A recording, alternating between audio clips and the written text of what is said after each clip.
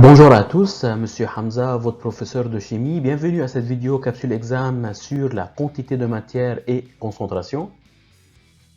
Avant de commencer, souriez parce que tout ça va bien se passer.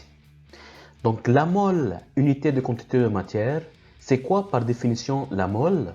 Donc par définition, la mole c'est la quantité de matière qui contient autant d'entités élémentaires qu'il y a d'atomes dans 0,012 kg de l'isotope 12 du carbone. Donc ça, cette définition c'est à apprendre par cœur parce que ça peut tomber le jour de l'examen. Il peut faire un piège ici, donc regardez très bien. Il peut vous dire par exemple que c'est dans 0,012 grammes.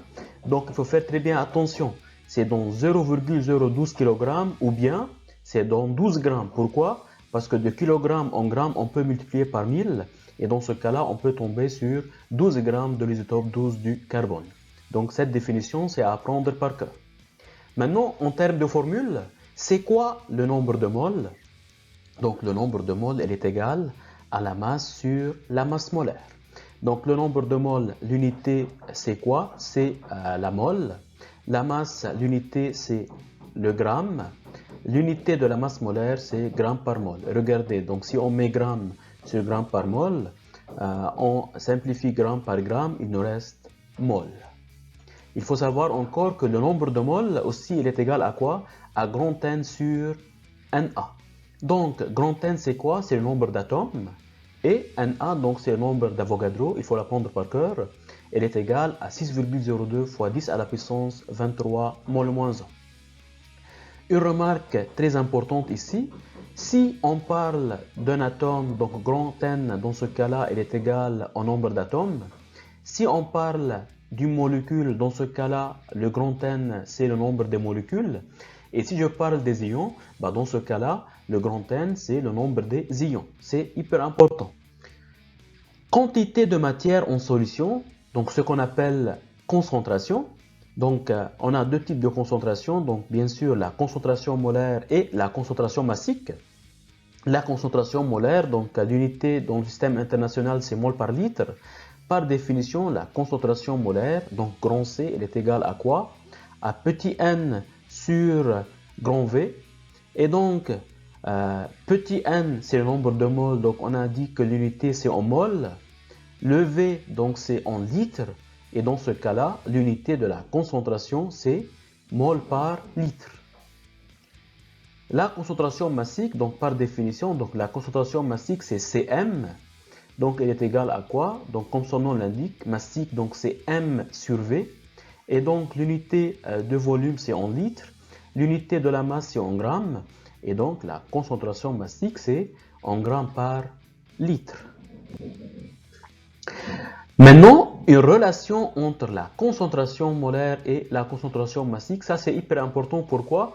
Parce que si on a la concentration molaire, on peut déduire la concentration massique et vice-versa. C'est-à-dire, si on a la concentration massique, on peut déterminer la concentration molaire. Donc, on a dit que la concentration molaire elle est égale à petit n sur V. Et donc, on sait très bien encore que le nombre de moles, par définition, c'est quoi? C'est petit m sur grand M. Donc, masse sur masse molaire, donc divisé volume. Et donc, mathématiquement parlant, maintenant, on va faire quoi? Donc, ici, c'est comme si on a V sur 1. Et donc, on va dire m fois 1, ça va donner petit m. Et donc, après, grand M fois V. Et donc, n'oubliez pas, m sur V, c'est quoi? Donc ça, on l'a appelé concentration massique. Et donc, on obtient concentration massique sur masse molaire. Et donc, c'est ça la relation entre la concentration molaire et la concentration massique. Donc, la concentration molaire, elle est égale à la concentration massique divisée masse molaire. Maintenant, c'est VIP. Regardez, maintenant, on va chercher une relation entre la concentration molaire, la densité et la pureté. C'est hyper important. Donc, si le jour de l'examen ou bien dans un exercice, il vous donne, par exemple, il parle d'une bouteille de H2SO4, il vous donne par exemple la densité de cette bouteille, il vous donne la pureté de cette bouteille et il vous donne la masse molaire de H2SO4. Dans ce cas-là, on peut déduire la concentration initiale de la bouteille. Comment? On va voir de A à Z comment on peut déterminer la concentration d'une bouteille si on a ces indications. Donc, un petit rappel. Donc, on a dit que la concentration molaire, elle est égale à petit n sur grand V. Un autre rappel, la masse volumique, elle est égale à quoi? Elle est égale à la masse de la solution sur le volume de la solution. Une remarque, donc c'est quoi la pureté? La pureté, supposons que j'ai pris un échantillon de la Terre et par exemple dans cet échantillon, je cherche à déterminer le taux du zinc. Et donc, supposons que l'échantillon a une masse de 2 grammes. Donc, la pureté de zinc dans cet échantillon, c'est la masse du zinc qui se trouve dans ces 2 grammes. Donc, c'est la masse du zinc sur la masse de l'échantillon fois 100, bien sûr, si je veux déterminer le pourcentage de la pureté. Donc, pureté, c'est x% m sur m. Cela veut dire quoi? Cela veut dire combien de grammes, donc x grammes, qui est pur dans 100 grammes de la solution. Un exemple, supposons qu'il me dit qu'on a une indication que 30% m sur m. Donc sans qu'il nous dit la pureté, dès qu'il nous dit 30% m sur m, c'est à nous de savoir qu'il parle de la pureté. C'est-à-dire quoi? C'est-à-dire on a 30 grammes qui sont purs dans 100 grammes de la solution. Donc m, c'est-à-dire masse, masse. C'est hyper important. Et donc, la pureté, c'est quoi? C'est la masse du produit pur sur la masse de l'échantillon fois 100, comme je viens de dire sur l'échantillon de la Terre. Et donc, regardez maintenant comment on va trouver la relation entre la concentration molaire, la densité et la pureté. Étape par étape, pas de panique, c'est trop facile. Donc la pureté, c'est la masse sur la masse de l'échantillon. Donc ici, on a quoi? On a une solution. Supposons qu'on a une solution de H2SO4. Donc sur la masse de la solution fois 100. Et donc la masse volumique, on a dit c'est quoi? C'est la masse de la solution sur le volume de la solution. Et donc, dans ce cas-là, je peux calculer la masse de la solution. La masse de la solution, elle est égale à quoi? Elle est égale à la masse volumique fois le volume de la solution. On sait très bien encore que le nombre de moles, il est égal à la masse sur la masse molaire. Et donc, dans ce cas-là, je peux dire que la masse, elle est égale au nombre de moles fois masse molaire.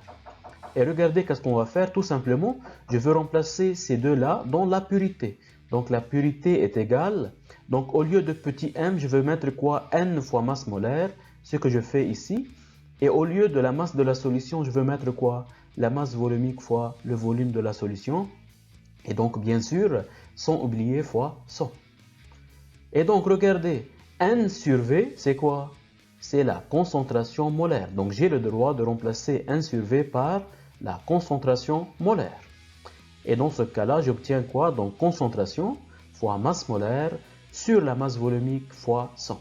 Et donc, maintenant, pour calculer la concentration molaire, donc on va faire moyen, moyen, extrême, extrême. Dans ce cas-là, j'obtiens que la concentration molaire est égale à quoi? À la masse volumique fois la pureté sur 100 fois masse molaire.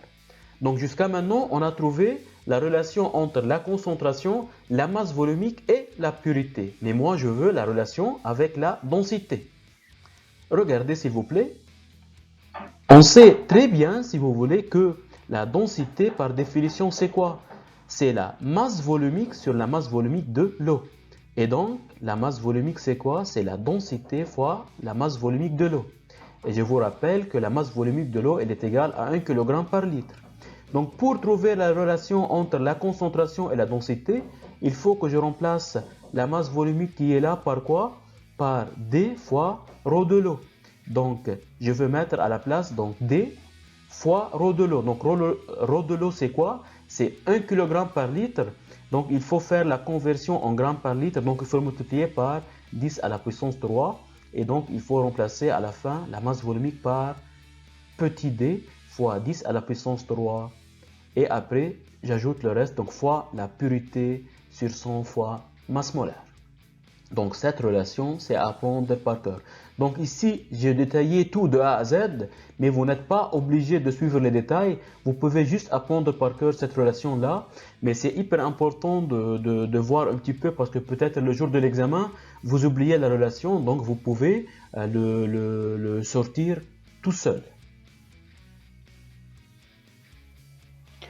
Et maintenant, ce qui est hyper important à savoir, c'est qu'on peut avoir la concentration sous forme du pourcentage. C'est-à-dire quoi? C'est-à-dire, si on vous donne une solution, et je vous donne que cette solution est caractérisée par X% M sur V, cela signifie quoi? Cela signifie qu'on a X grammes de solidité dans 100 ml de la solution. Donc, on peut déduire une concentration grâce à ce pourcentage. Regardez par exemple, si on vous dit que cette solution est caractérisée par un pourcentage 3% M sur V, cela signifie qu'on a 3 grammes dans 100 ml de la solution. Et donc, si on fait une règle de 3, on dit 3 grammes dans 100 ml, donc je peux déduire dans 1000 ml, on a combien? C'est-à-dire dans 1 litre. Donc dans 1 litre, on a quoi? On a 30 grammes, donc 30 grammes par litre, et donc on a déduit la concentration massique. Donc, si il vous demande, ou bien si il vous donne un pourcentage 3% M sur V, pour déduire facilement la concentration massique, il faut juste multiplier ici par 10. Donc 3, on obtient 30 grammes par litre. Si par exemple 20, on obtient 200 grammes par litre, et etc. Donc maintenant, on va faire des exercices d'application. Exemple 1 et 2. Donc, on a une solution de H2SO4. On sait la masse molaire de cette solution qui est égale à 98 grammes par mol, donc pour H2SO4.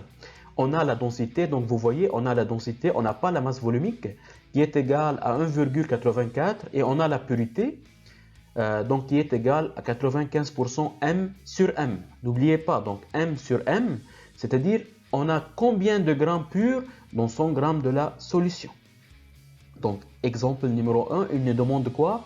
Parmi les propositions suivantes concernant les caractéristiques de cette solution, laquelle et lesquelles sont exactes. Donc, pour répondre aux questions, déjà, on va utiliser un petit peu l'énoncé. Donc, regardez, ici on a la densité. Là, par définition, on a dit que la densité, c'est le ρ de H2SO4 dans ce cas-là divisé par ρ de l'eau.